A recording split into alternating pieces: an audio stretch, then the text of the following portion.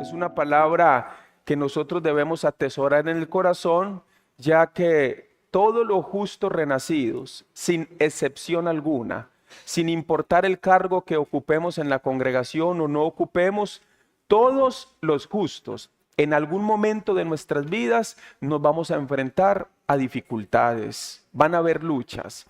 Lamentablemente muchos grupos religiosos donde se predica aparentemente la palabra, digo lamentable porque al una persona exponerse a estos mensajes, su corazón no se afirma en el Evangelio, en Cristo, y cuando vienen las dificultades no saben cómo enfrentarlas.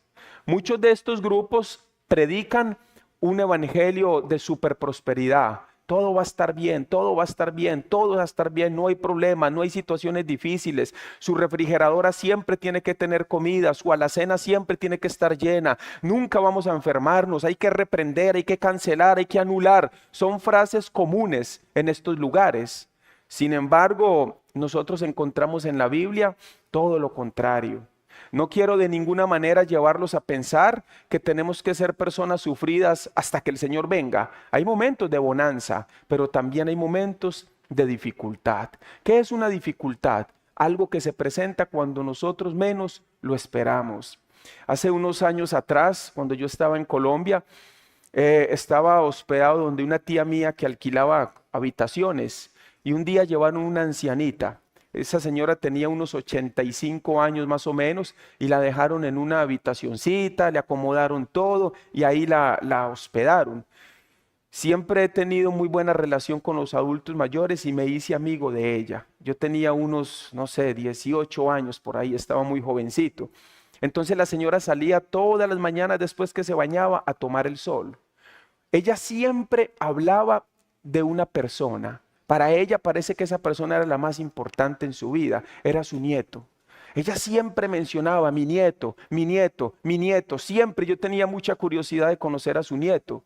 Un día madrugó más de lo normal, se bañó, se vistió y entonces yo salí con ella a la acera y me dice, ay, hoy viene mi nieto, él se va a casar.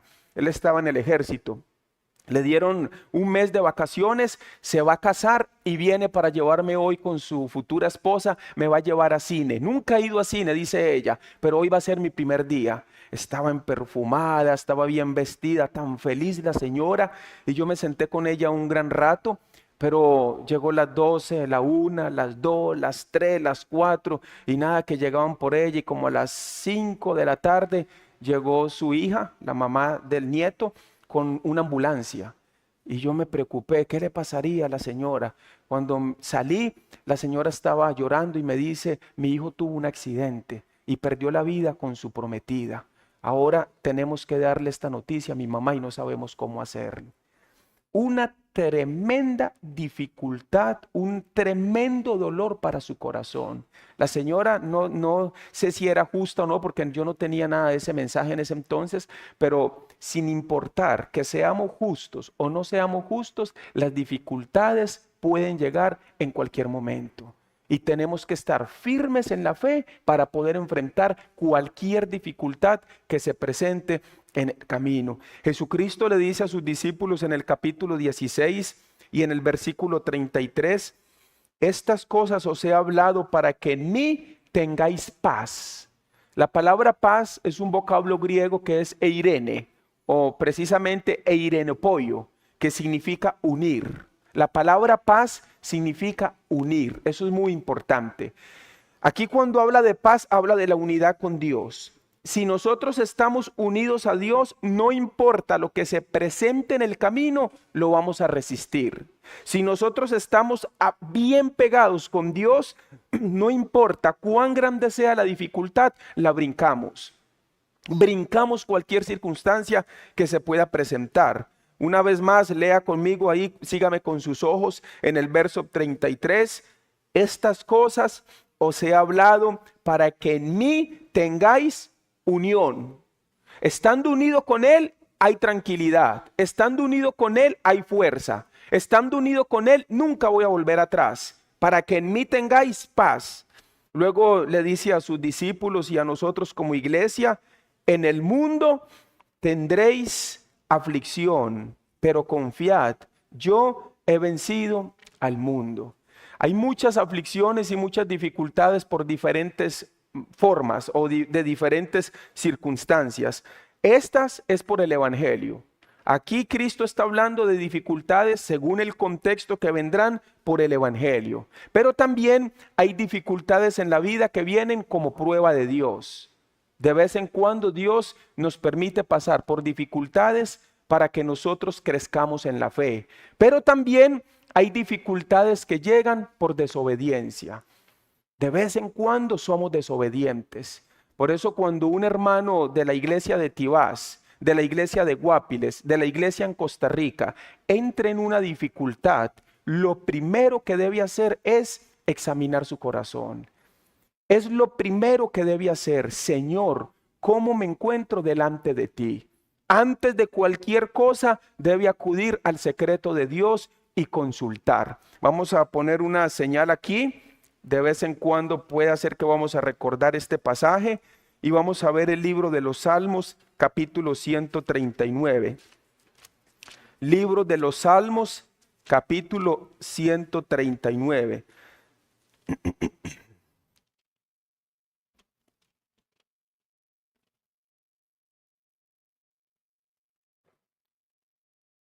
Vamos a leer el versículo 1, el versículo 2 y el 3. Después saltamos. Dice, oh Jehová, tú me has examinado y conocido.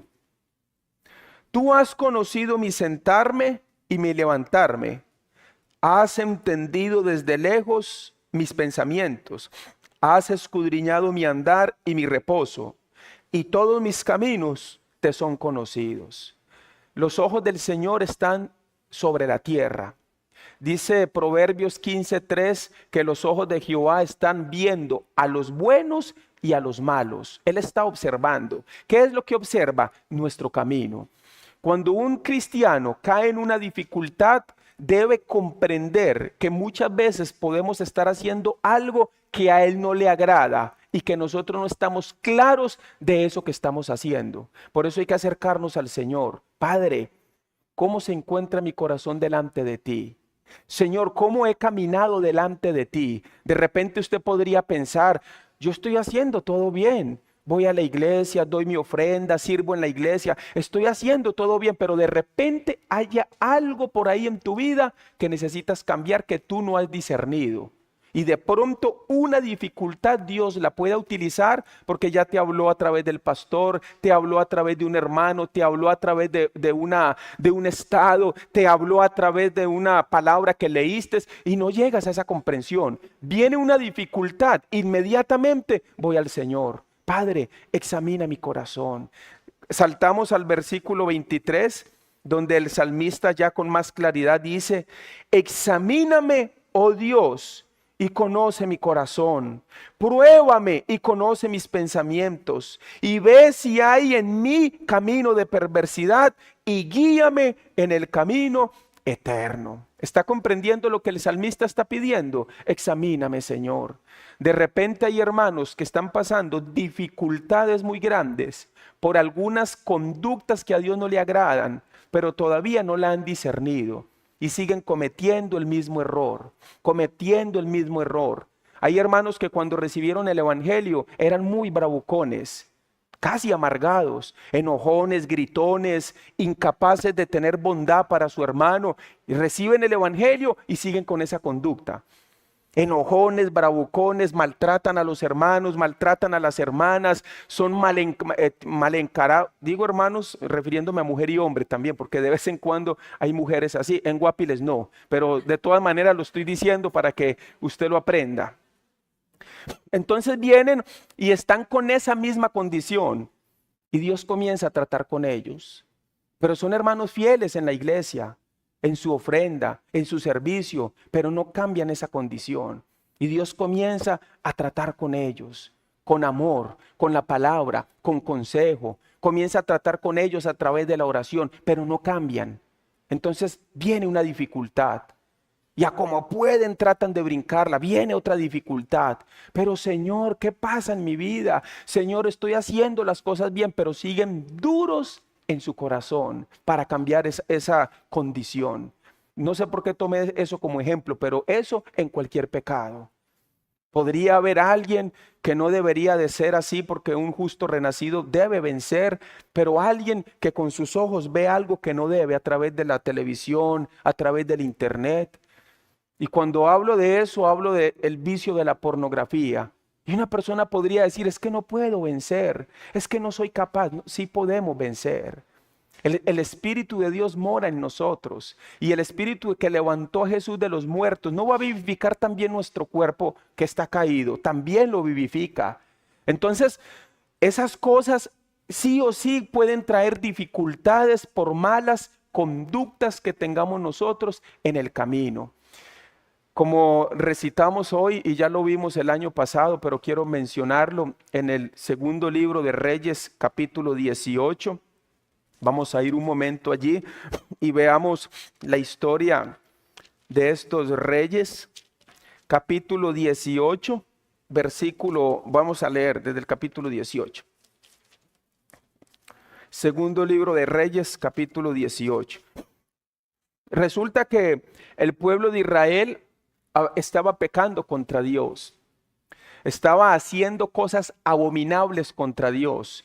¿Cómo lo hacían ellos? Curiosamente, la mayoría de veces que el pueblo peca, ya siendo justos, siempre curiosamente buscan lo secreto. Devolvámonos un poquito, capítulo 17, por favor. Versículo 9. Póngale mucha atención a este texto. Capítulo 17, versículo 9. ¿Lo tiene, mis hermanos? ¿Sí? Dice, yo voy a leer y usted me sigue con su vista. Y los hijos de Israel hicieron, lea conmigo qué dice esa palabra, ¿cómo dice?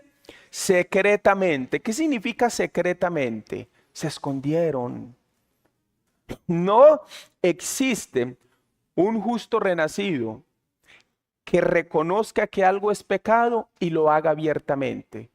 Siempre va a buscar el secreto. El detalle es que nos podemos esconder de la esposa, del esposo, del pastor, de la iglesia, pero usted entiende que de Dios no nos podemos esconder. ¿Entiende eso, verdad, hermanos? Que anoche, mientras usted vio la última vez su teléfono, Dios estaba contigo en lo que usted vio. Que ayer, mientras usted estaba mandando mensajes con esa persona, Dios vio esos mensajes que usted estaba mandando. Y de pronto, pero eso fue ahí ya. No tenemos que arrepentirnos. Y el arrepentimiento en un justo conlleva cambio, transformación, apartarse. La Biblia dice en la primera carta de Juan capítulo 3, versículos 6 y 7, que el que permanece en él no peca. No tenemos que pecar, porque el pecado trae dificultad a la vida. El pecado trae muchos problemas a la vida del justo. Porque Dios pone situaciones en el camino para llevarnos al arrepentimiento. Y finalmente puede llegar el pecado a traer la muerte física a un justo renacido. Aún la muerte física puede llegar a un justo renacido. Por eso la iglesia se llama la congregación de los santos. Porque debemos vivir santa y piadosamente delante del Señor. La Biblia dice que este pueblo pecó contra Dios secretamente, haciendo cosas no rectas contra Jehová su Dios, edificándose lugares altos en todas las ciudades, desde las torres de las atalayas hasta las ciudades fortificadas. Pregunto, ¿este pueblo tenía temor de Dios? ¿Sí o no? Otra vez pregunto, ¿este pueblo tenía temor de Dios? ¿Sí o no? ¿Por qué no? ¿Por qué no me contestan, hermanos? No podían tener temor de Dios. Hay algo curioso, sí, porque no voy a ahondar, esto ya lo habíamos estudiado, pero vamos a adelantar para ver si tenían o no tenían temor de Dios.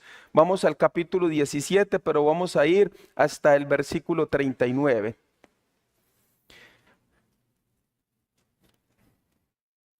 Dice el verso 39, mas temed a Jehová vuestro Dios, y Él os librará de mano de todos vuestros enemigos. Si yo tengo temor de Dios, ¿van a haber enemigos que me atacan, sí o no? Sí, pero el Señor dice que nos va a librar. Cualquier dificultad Dios nos va a librar. Pero vea lo que dice el 40. Pero ellos, ¿qué dice? No escucharon. Exactamente lo mismo que Jeremías capítulo 6, verso 10, habla con el pueblo. ¿A quién hablaré y amonestaré? ¿A quién hablaré? Sus oídos son incircuncisos, no quieren oír la palabra, la desechan. Aquí dice, no escucharon.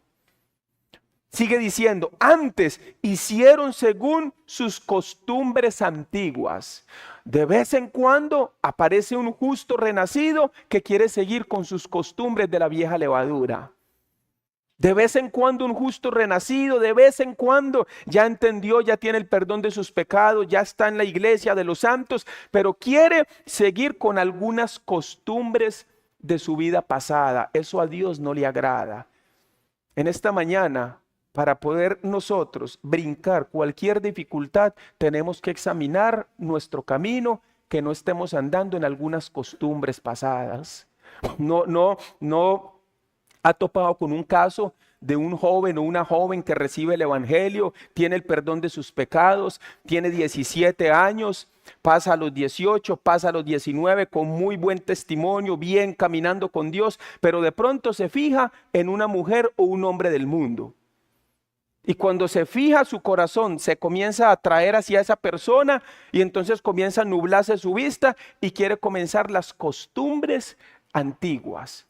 ¿Pero por qué si todos tienen novio y novia y yo no? Mi compañera tiene novia, mi compañero de estudio tiene novia, mi otro, ¿y yo por qué no puedo tener una novia también? Pastor, yo la voy a traer y la gano para Cristo y ya me puedo casar. Eso no va a terminar bien. Nunca eso termina bien.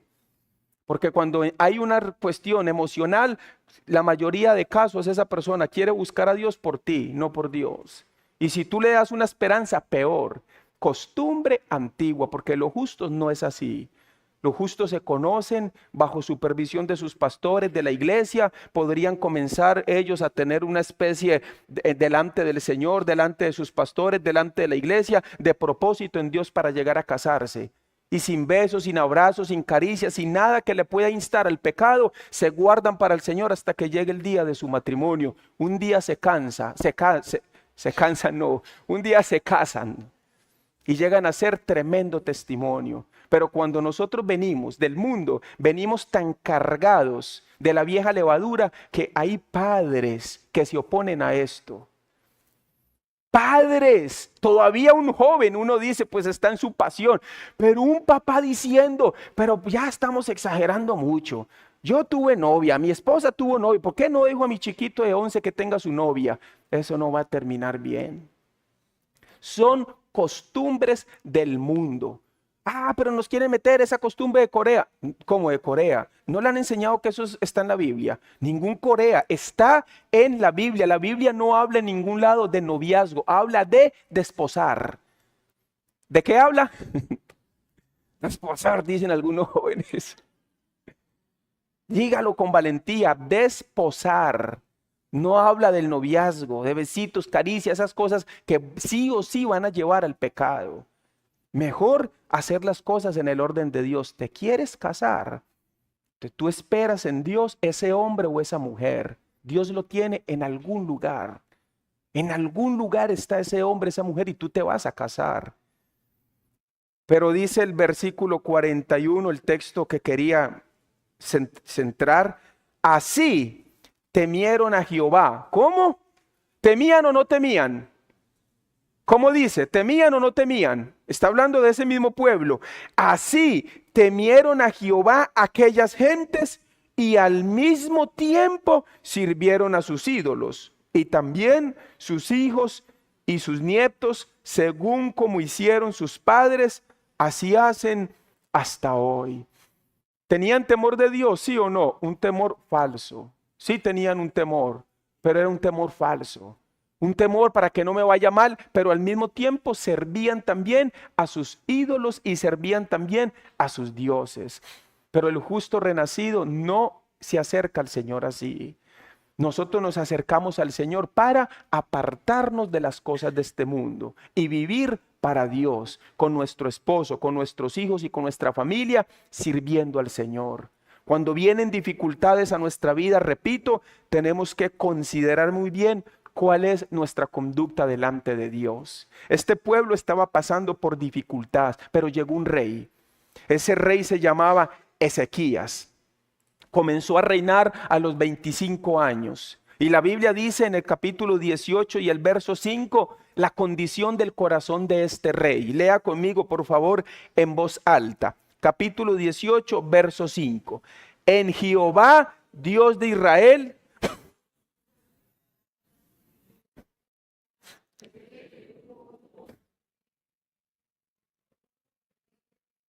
¿En quién puso su esperanza? En Jehová, Dios de Israel. ¿En quién confías tú?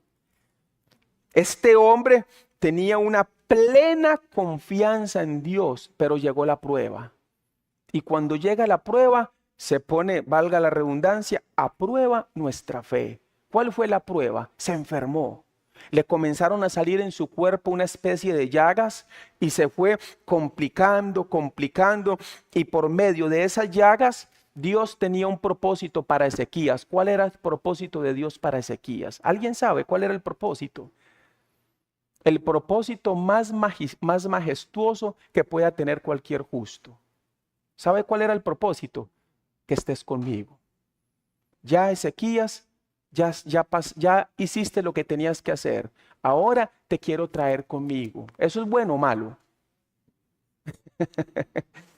Si el Señor decide llevarnos con Él este día, ¿es bueno o malo? Sí, eso depende. Porque si el Señor decide llevarnos por desobedientes, por mal testimonio, porque caminamos de una manera completamente torcida, ahí no sé, sí, vamos a estar con Él, pero no, así yo no quisiera.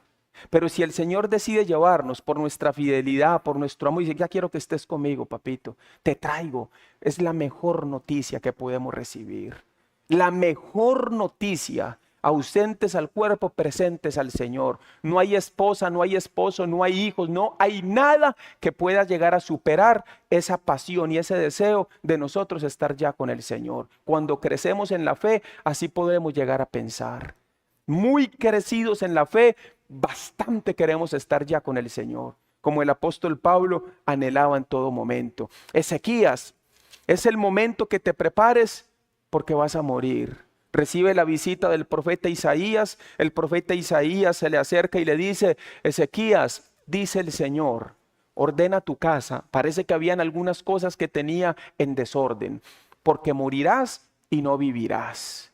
Llegó el día de partir Ezequías, una enfermedad en su cuerpo.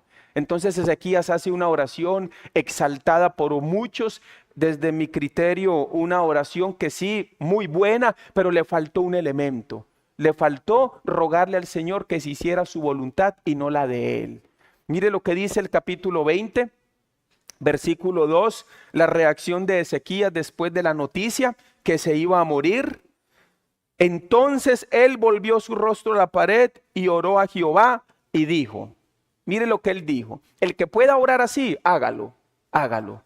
Es una oración demasiado espiritual, porque es muy buena. Él sabía cómo él se conducía para con Dios.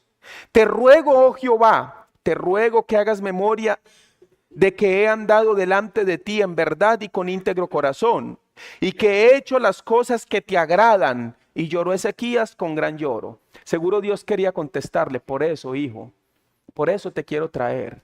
Te quiero librar de lo que viene en el camino, mejor te traigo. Pero ¿qué pasó? Dios decide, se llama, anótelo si usted desea hacerlo, se llama la voluntad permisiva de Dios.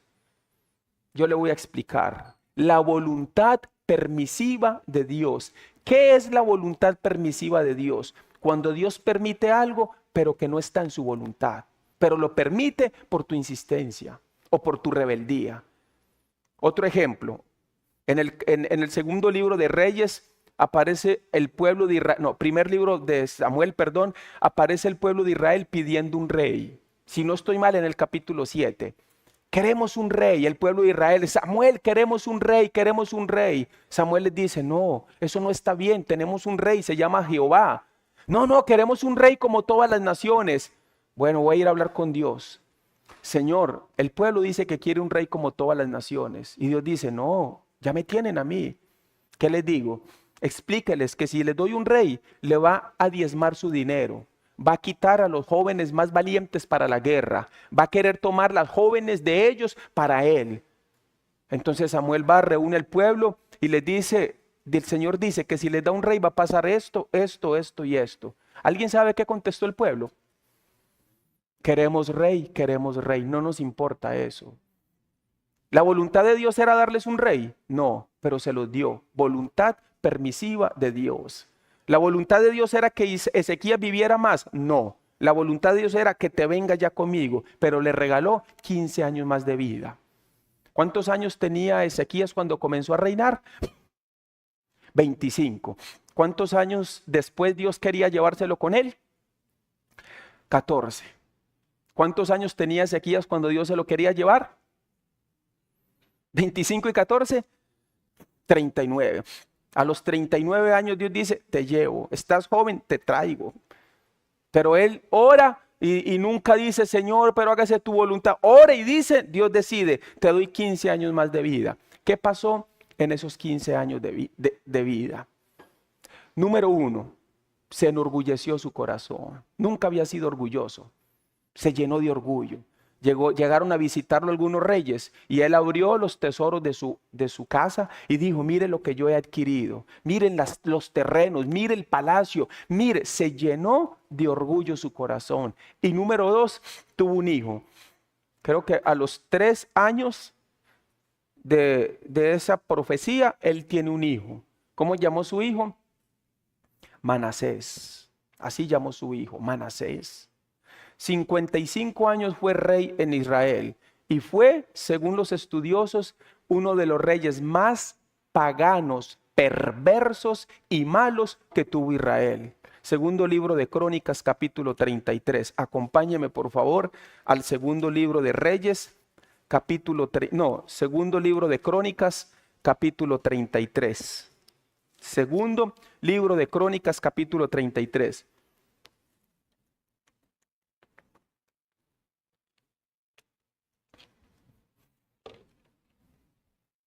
¿Lo tienen?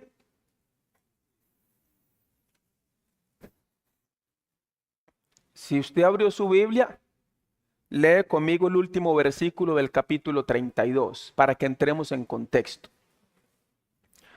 Y durmió Ezequías con sus padres y lo sepultaron en el lugar más prominente de los sepulcros de los hijos de David, honrándole en su muerte todo Judá y toda Jerusalén, y reinó en su lugar Manasés su hijo.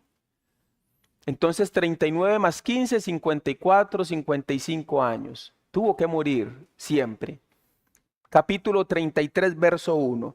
De 12 años era Manasés cuando comenzó a reinar, y 55 años reinó en Jerusalén. Tenía 12 añitos, era un niño, y comenzó a reinar. Pero mire lo que dice el 3. No, el 2. Pero hizo lo malo ante los ojos de Jehová. ¿Qué hizo? Lo malo. ¿Ante los ojos de quién? De Jehová. Con 12 años comenzó a hacer lo malo. ¿Por qué? Pensemos un momento. ¿Qué hizo Manasés 12 años de su vida? ¿Qué hizo? Y apenas tuvo el poder para ser rey, inmediatamente comienza a hacer lo malo. Cuando su papá, la Biblia dice en el capítulo 18 del segundo libro de Reyes, versículos 2 y 3, pero Ezequías hizo lo recto ante los ojos de Jehová. Todo lo contrario. El papá de Manasés hizo lo recto, Manasés hizo lo malo.